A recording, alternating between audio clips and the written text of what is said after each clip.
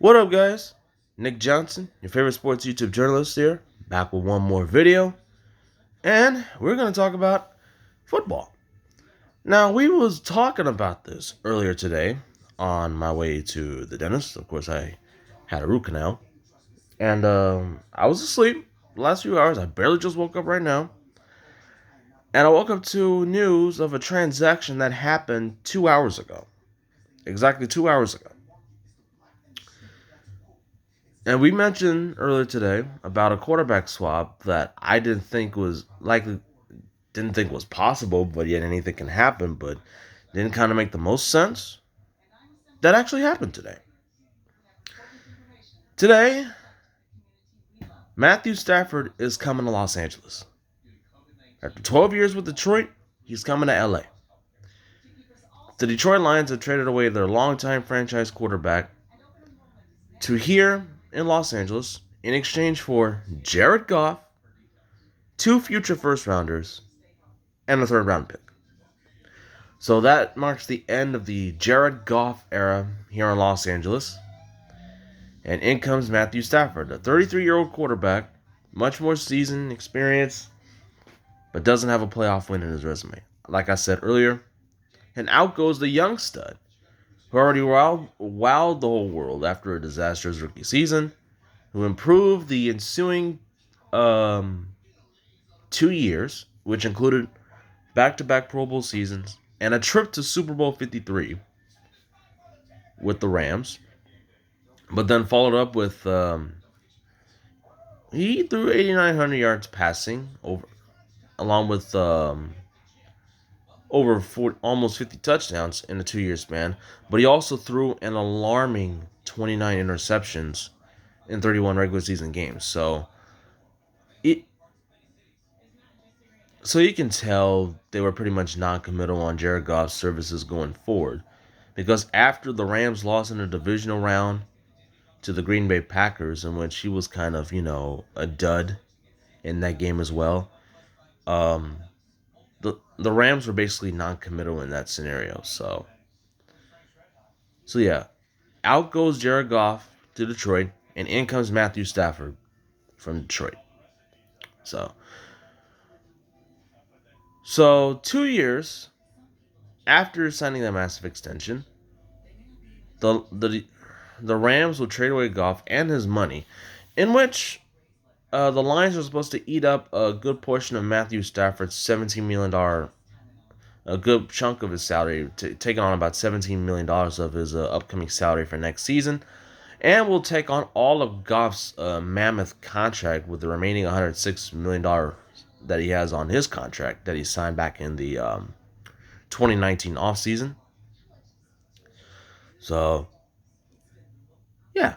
So the Lions will eat up a huge chunk of that money, and when at the same time freeing up the amount that they're going to have to bring in Matthew Stafford. I mean, yeah, earlier today I stated why I don't think it makes sense from that standpoint. But if you really want to look at a financial standpoint and basically the difference in play between the two QBs, it does make sense in a way. But at the same time, you traded away like a young futuristic quarterback who already got you to a Super Bowl for a guy who's been in the league for 12 years but still doesn't have a playoff win. He's been there like twice, in my view, or three times maybe, and hasn't got a playoff win. So to be honest with you, I really don't know how I feel about this. But then at the same time, most people can change.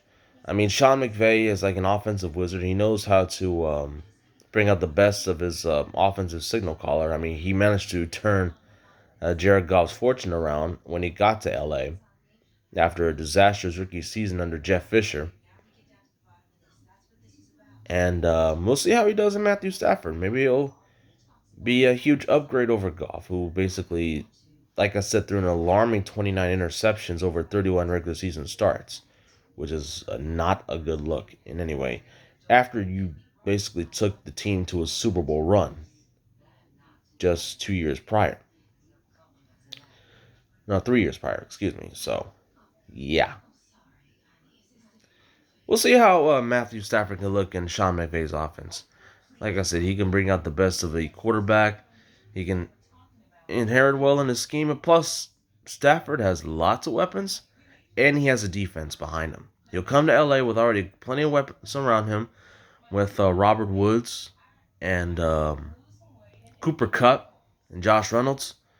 Of course, the running back position, in my view, is still a question mark. But you got a good tight end duo and Tyler Higbee and Gerald Everett, and a good offensive line led by, in my view, a future Hall of Famer and the ageless wonder, Andrew Whitworth, if he still continues to play next season. So it's a good offensive line, plus a pretty damn good defense, led by Aaron Donald, Jalen Ramsey, and company. So yeah, so he's Matthew Stafford's in a better situation than he has been in Detroit throughout his entire career. Now, as for Jared Goff, he's basically going to a franchise that is lacking any sort of direction right now. I mean, the I don't know if they already brought in a new general manager and a head coach yet. I can't remember. I apologize if I don't. But as far as I know, they're going to a team that basically lacked all sorts of direction right now. They already fired Matt Patricia as their head coach and Bob Quinn as their general manager earlier in the season, which was expected after the way things have turned out for the last several years under that regime.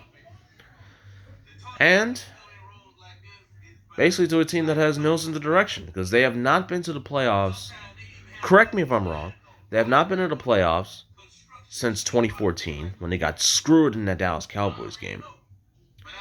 And things have not been right since. They've been fighting for a playoff spot, but just never could even finish the job.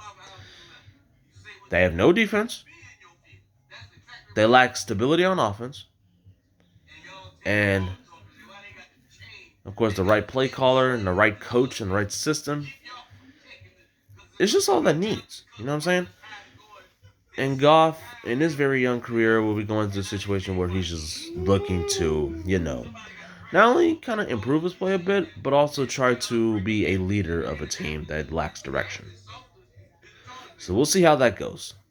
Now, of course, the trade doesn't become official until March 17th, which will be the very first day of free agency, which like this is the start of the new league year. So free agency comes on March 17th, and any trades that's been announced beforehand will become official that day.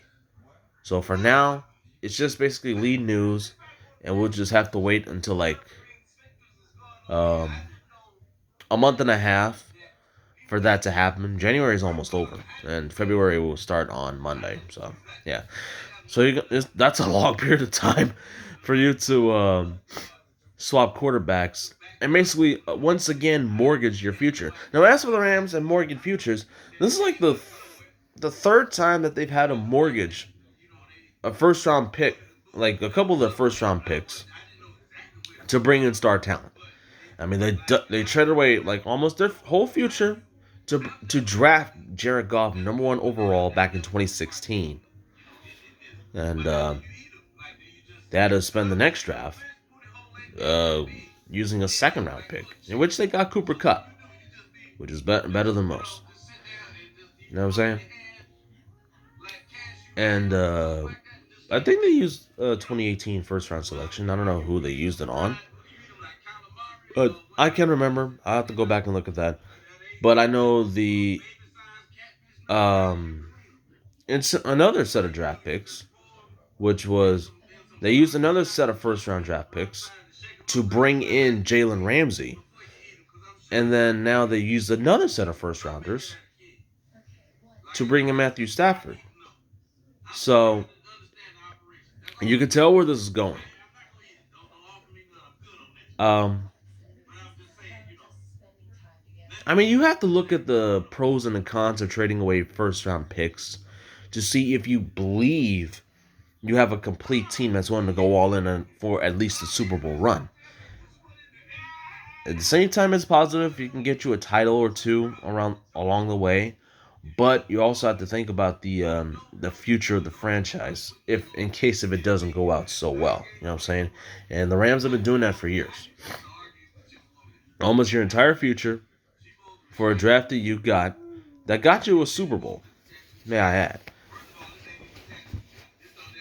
Plus, I think they also traded away a first rounder to bring in Marcus Peters along the way. They don't have to mortgage their future left and right. You know what I'm saying? So sometimes it works out, sometimes it don't, but we'll have to see. Because they do use that to bring in the likes of Jared Goff, uh, Marcus Peters, Jalen Ramsey, and now Matthew Stafford. So we'll only have to sit back and watch how this will unfold. But in the meantime, we'll just have to see how that works. This is my honest opinion. Like I said before, I don't think it was a good move when I mentioned it earlier.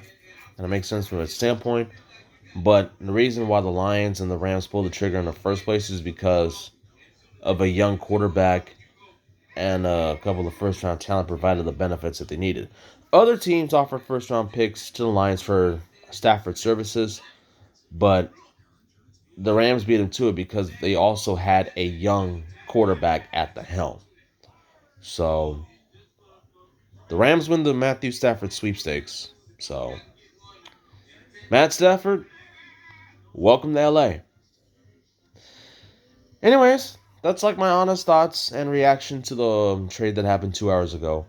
If you like the video, like the video. If you want to see more of my content, hit that subscribe button. If you want to keep up with what I'm going to post in my next video, hit that bell icon button. And let me know what you think about this deal in the comments section. Do you think it's a good deal? Do you think it's a bad deal? Let's talk about it.